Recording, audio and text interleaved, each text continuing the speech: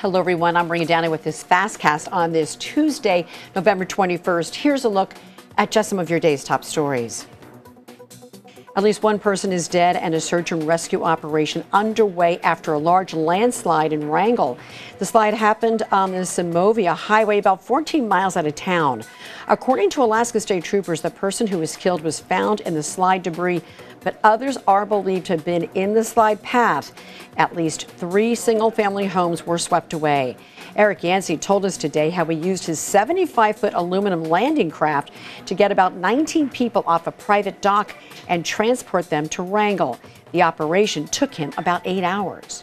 Yeah, they were in the house and they just started hearing this rumbling, and they just described it as it sounded like maybe a jet was going to be crashing on their house or right next to it. They went running outside, and then after probably a few moments, realized what was happening, and maybe it was mostly over with by then, but went back inside and collected their belongings or some, geared up for the weather a little bit more and whatnot, and they were the first group of people that I picked up at Charlie's dock there. And a heartbreaking discovery in Wasilla. Alaska State Troopers say during a welfare check yesterday, the bodies of a mother and her 7-year-old child were discovered, along with the mother's boyfriend. Troopers are calling it an apparent homicide-suicide. They say it appears that 45-year-old Ryan Casey shot and killed 31-year-old Kelsey Abels and her 7-year-old son, Kason Abels, before taking his own life. Troopers say this is still an active investigation.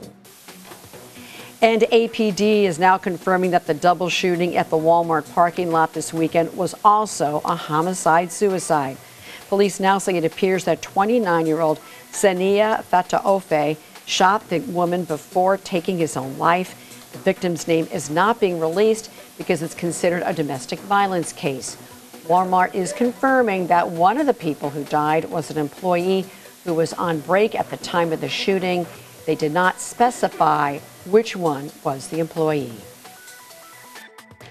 And we will have updates on all of these stories, plus the latest weather warnings and alerts on alaskasnewssource.com and on our Alaska's News Source and Weather Source apps. You can find it all right there. Thank you so much for joining us, and have a great day.